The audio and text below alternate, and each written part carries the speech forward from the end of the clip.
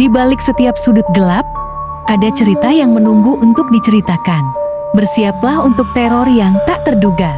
Kisah-kisah horor ini bukan hanya cerita, tapi pengalaman yang akan menghantui pikiranmu. Di tempat ini, suara-suara bisikan akan menjadi teman tidurmu. Selamat datang di Story Horor. Sebelum ke ceritanya, saya mohon dukungannya dengan cara like, komen, dan subscribe biar channel ini terus berkembang.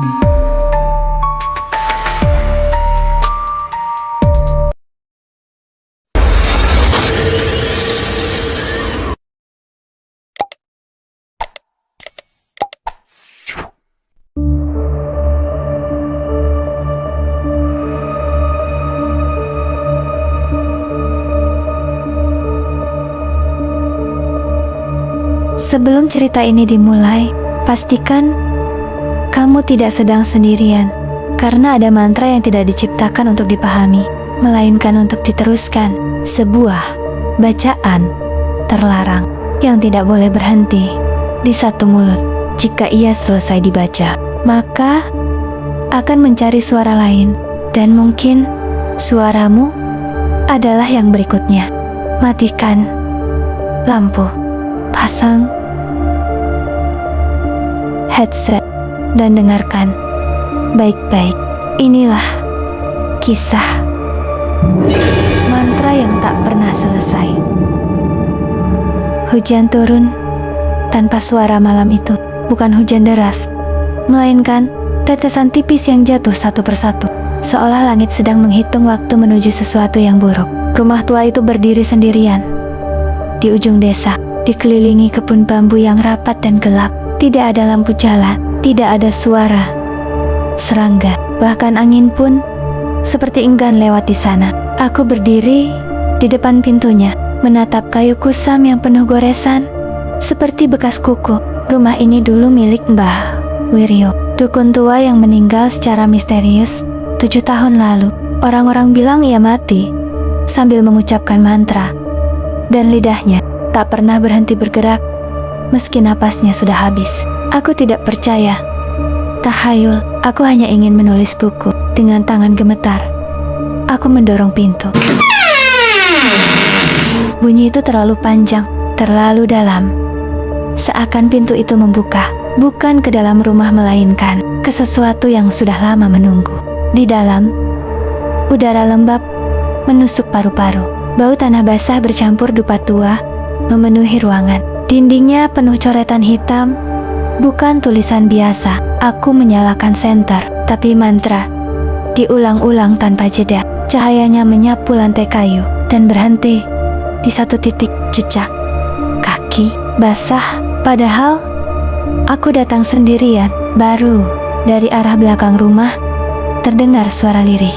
Lana Saka. Aku menahan napas. Itu bukan suara orang berbicara. Itu suara lidah yang dipaksa bergerak, pelan, patah, seperti orang membaca sesuatu yang tidak ia pahami. Di atas meja altar, aku menemukan sebuah buku tua berlapis kain hitam. Sampulnya lengket, seolah pernah basah oleh sesuatu yang bukan air. Saat kubuka, jantungku serasa berhenti. Halaman-halamannya tidak bernomor. Tulisan mantranya berputar, melingkar, kembali ke awal, tidak ada penutup. Di halaman terakhir, tertulis dengan tinta lebih tebal, mantra ini tidak untuk memanggil, mantra ini untuk menahan. Jika berhenti dibaca, ia akan mencari mulut lain. Saat itu juga, SCN, taku mati, gelap, total, dan suara itu semakin dekat. Lana Saka, lebih cepat, lebih basah. Aku menyalakan korek api. Cahaya kecil itu cukup untuk melihat tirai kain lusuh di sudut ruangan yang bergerak pelan meski tidak ada angin. Mantra itu kini terdengar tepat di belakang tirai. Dengan langkah tertahan, aku menarik kain itu dan aku melihatnya. Mbah Wiryo, atau sisa dari dirinya. Tubuhnya duduk bersila, kulitnya hitam kebiruan, kering seperti kayu mati. Matanya terbuka lebar, Putihnya penuh retakan darah. Mulutnya terus bergerak, tidak berhenti, tidak berkedip. Lidahnya sudah sobek, tapi tetap mengucap mantra yang sama. Dan saat matanya menatapku, mulut itu tersenyum lebih lebar dari seharusnya.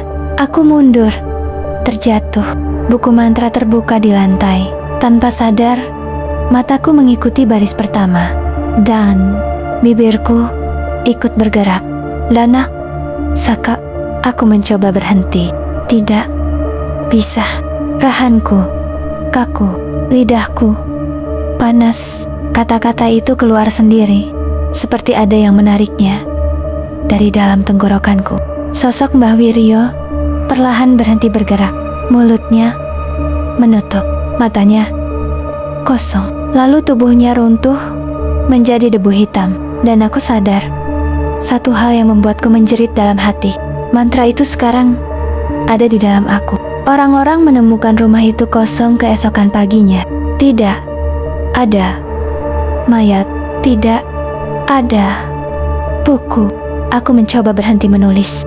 Hanya suara aneh yang terdengar dari dalam kebun bambu setiap malam. Lana Saka. Kini aku menulis ini di kamar gelap dengan tangan gemetar. Aku mencoba berhenti mengucapkannya, tapi jika aku berhenti, sesuatu di belakangku mulai bernapas dan mantranya tidak pernah selesai. Mantra itu tidak pernah benar-benar berakhir. Ia hanya berpindah dari satu lidah ke lidah lain. Jika malam ini kamu merasa ada bisikan yang tak bisa kamu hentikan, atau kata-kata asing yang tiba-tiba terngiang di kepalamu, mungkin cerita ini belum selesai. Jangan ucapkan apapun, jangan ikuti suaranya.